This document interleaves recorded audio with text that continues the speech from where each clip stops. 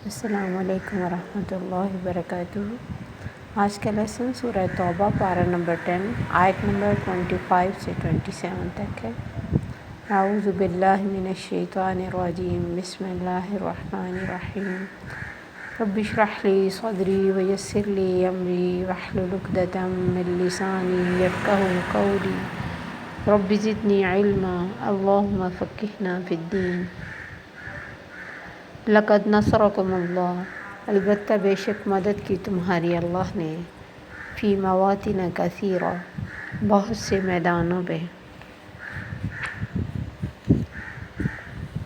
ویوم حنین، اور حنین کے دن، اذ اعجبتکم کثرتکم، جب اچھی لگی تمہیں اپنی کثرت، فلم تغنی عنکم شیئا، تو ناکام آیا تم کو کچھ بھی، وضاقت علیکم الارض، اور تنگ ہو گئی تم پر زمین، بما رحبت، باوجود کشادگی کے، ثم ولیتم، پھر گئے تم پشت پھیر کر، ثم انزل اللہ سکینتہ علی رسولہ، پھر اتاری اللہ نے سکینت اپنے رسول پر اور مومنوں پر، وانزل جنودا لم تروہا، اور اتارا ایک لشکر کو نہیں تم نے دیکھا اس کو، وعذب الذین کفروا، اور عذاب دیا کافروں کو، وذالک جزاء الکافرین، اور یہی بدلہ ہے کافروں کا، ثم یتوب اللہ من بعد ذالک، پھر مہربان ہوا اللہ بعد اس کے، علی من یشاء، جس پر اس نے چاہا، واللہ غفور رحیم،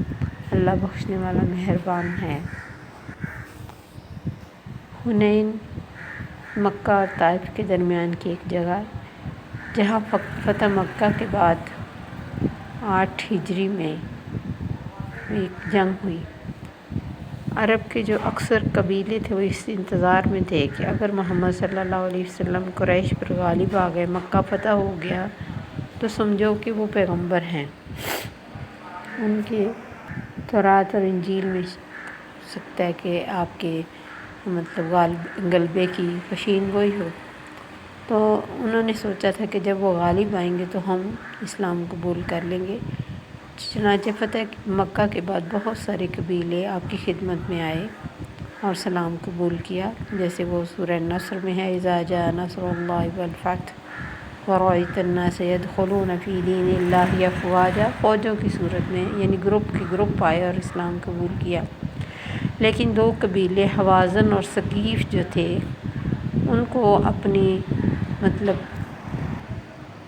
وہ بہت جنگجو تھے، ان کو اپنے جنگی ہونے پر اور اپنے سب کچھ جنگ کے فنون کو جاننے پر بہت ناز تھا، اور وہ کسی بھی طرح مسلمانوں کو بھی قبول نہیں کر رہے تھے۔ انہوں نے آپس میں یہ پلان کیا کہ اس وقت مسلمان مکہ میں جمع ہیں، یہیں ان پر ایک بھرپور حملہ کریں اور ان کا زور توڑ دیا جائے۔ ان لوگوں کے جوش کا یہ عالم تھا کہ جب لڑنے کے لیے آئے، اپنی عورتیں اور بچے تک ساتھ لے کے آئے، تاکہ ان کی وجہ سے ہمیں حوصلہ رہے۔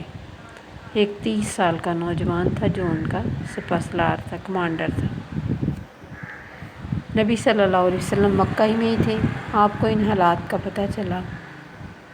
اس وقت چونکہ مکہ میں کوئی لڑائی نہیں ہوئی تھی، ایسے ہی فتح ہو گیا تھا، کوئی مال غنیمت نہیں تھا۔ اب اخراجات آپ نے کچھ تو قرض لیا اور کچھ اسلحے کے طور پہ صفوان بن امیہ سے ادھار چیزیں لیں اور ان کے مقابلے کے نکل پڑے۔ اس جنگ میں مسلمانوں کی تعداد 12,000 تھی اور ان قبیلوں کی تعداد 4,000 تھی۔ تو ایک نیچرل سا خیال مسلمانوں کے دل میں آ گیا کہ آج تو ہم نہیں ہار سکتے، ہماری تعداد بہت ہے۔ لیکن یہ خیال بھی اللہ کو پسند نہیں آیا۔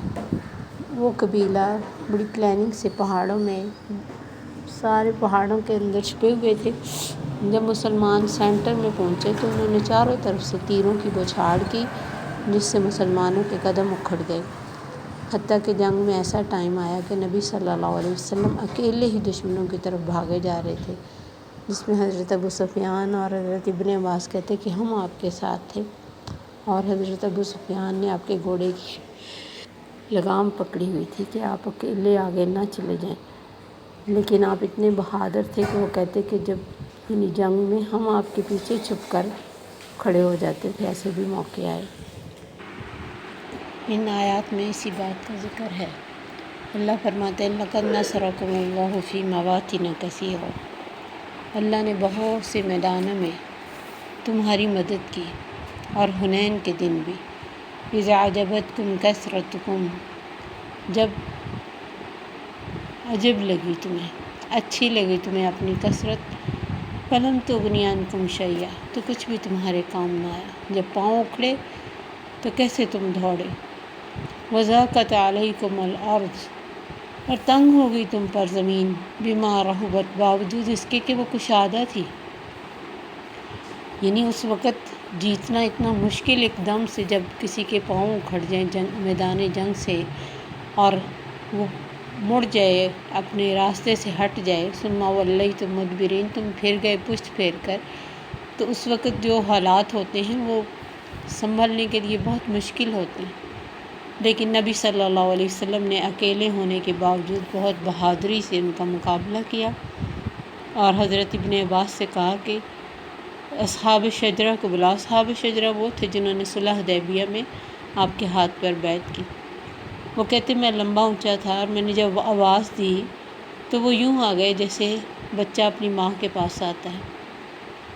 اور پھر اس کے علاوہ مزید لوگوں کو اپنے بلانے کا حکم دیا، تو سب نبی صلی اللہ علیہ وسلم کے پاس اکٹھے ہو گئے۔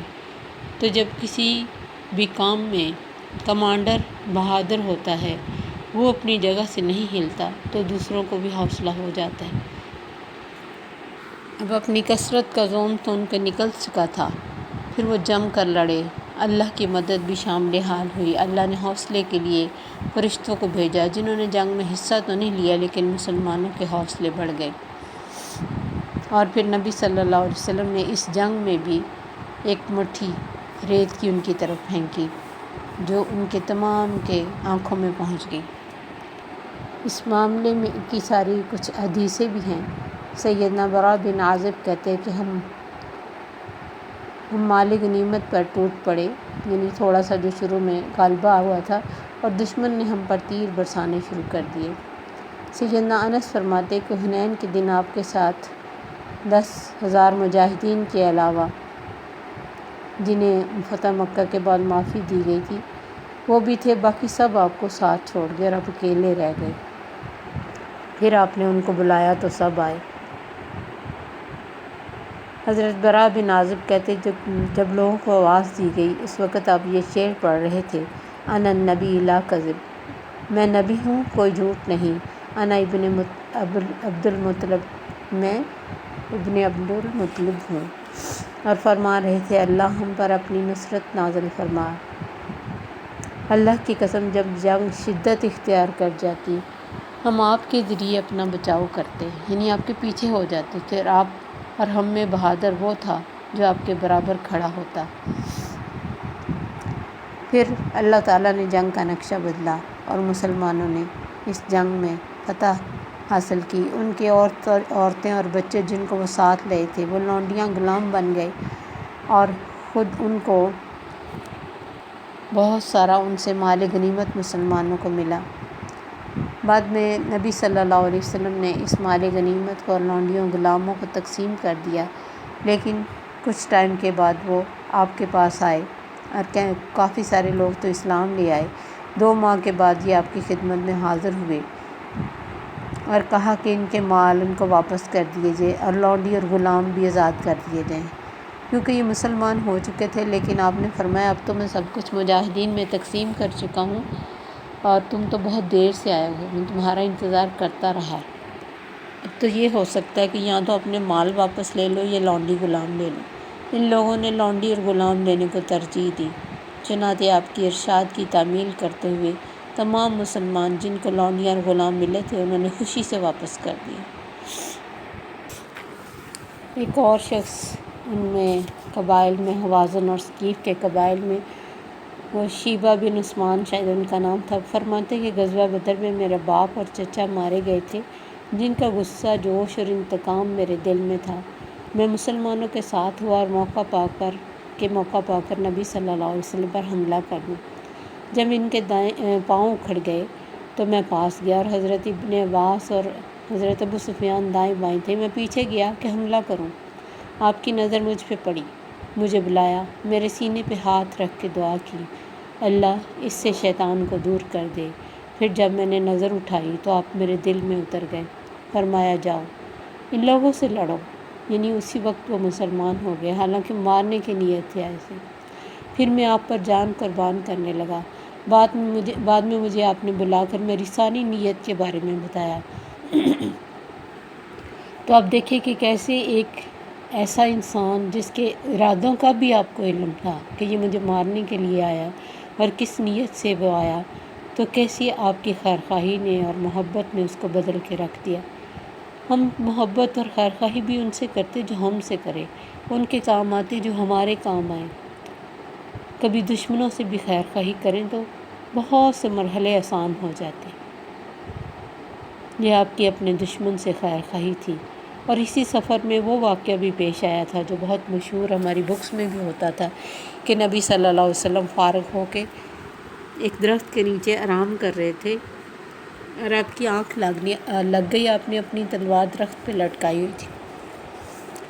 تو ایک شخص آیا اور آپ کی تلوار پکڑ کے کہنے لگا، تمہیں مجھ سے کون بچائے گا محمد؟ آپ نے فرمایا اللہ۔ اتنا کہنا تھا کہ اس کے ہاتھ سے تلوار گر پڑی۔ آپ نے پھر اس کو پکڑا اور فرمایا اب تم بتاؤ تمہیں مجھ سے کون بچائے گا؟ تو اس نے آپ سے معافی مانگی اور آپ نے اسے معاف کر دی۔ اتنا بڑا دل ہونا چاہیے ہر انسان کا جو اسلام لائے یا اسلام کے لیے کام کرے یا دین کو پھیلانا چاہے یا چاہے کہ لوگ اللہ کے ساتھ جڑ جائیں۔ تو دشمنوں سے، کیونکہ اس معاملے میں جب بھی ہم چلتے ہیں اس راستے میں تو بہت سارے دشمن بھی نظر آتے ہیں، حاسد بھی نظر آتے ہیں، فاسد بھی نظر آتے ہیں جو ہماری باتوں کو غلط انٹرپریٹ کرتے ہیں اور ادھر ادھر پھیلا دیتے ہیں۔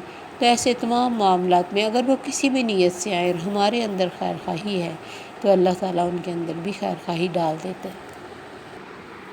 تو اللہ تعالیٰ نے اپنی سکینت اپنے رسول اور مومنوں پہ اتاری، اور وہ لشکر یعنی فرشتے اتارے جنہیں انہوں نے نہیں دیکھا، اور پھر کافروں کو عذاب دیا، یعنی وہ ہار گئے، اور یہی ہے بدلہ کافروں کا۔ ثم یتوب اللہ من بعد ذلک علی من یشاء، اللہ مہربان ہوا اس کے بعد جس پر چاہا، یعنی بہت سے لوگ جو اسلام لے آئے۔ واللہ غفور رحیم، اور اللہ تو بخشنے والا مہربان ہے۔